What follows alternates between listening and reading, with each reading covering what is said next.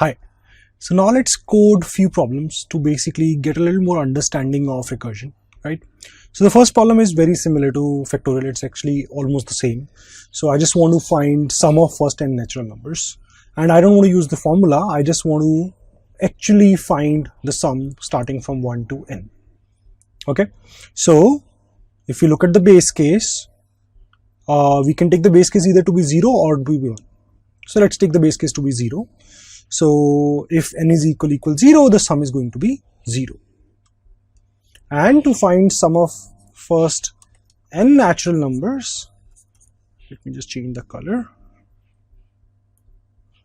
So if I want to find this, I can say this is equal to this.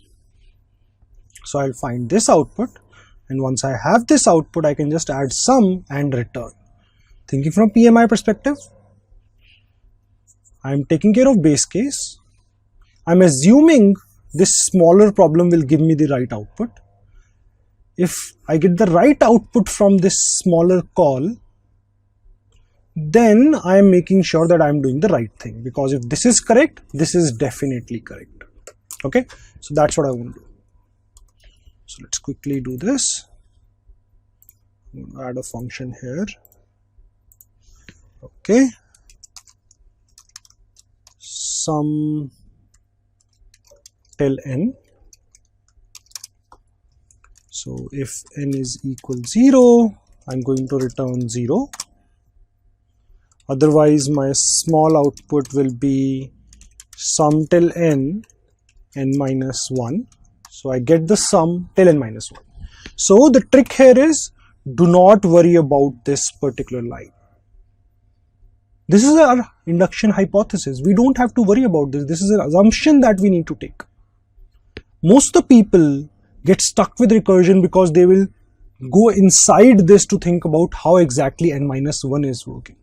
N minus 1 is not going to work till you complete this function properly. We haven't completed this work yet. So the idea is that this is our induction hypothesis. I'm assuming that this is going to work fine.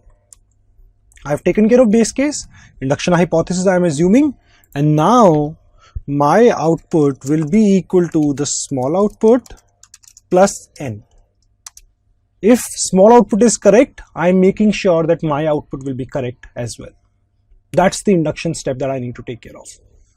And then I can return the output. Okay. So let's find factorial, and let's also find this.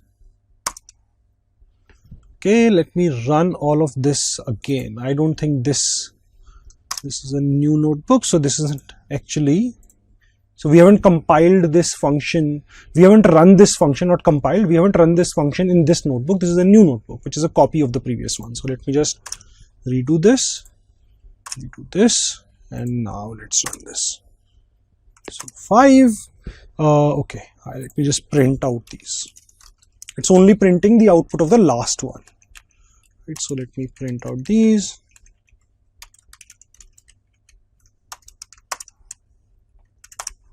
And 5 factorial is 120, and sum of natural numbers till 5 is actually 15, which is correct. Okay, so seems like our code is working absolutely fine here. In the next session, we'll pick up another problem, but in the meanwhile, please practice 1 or 2 problems which are given to you within the lecture. Okay, thank you.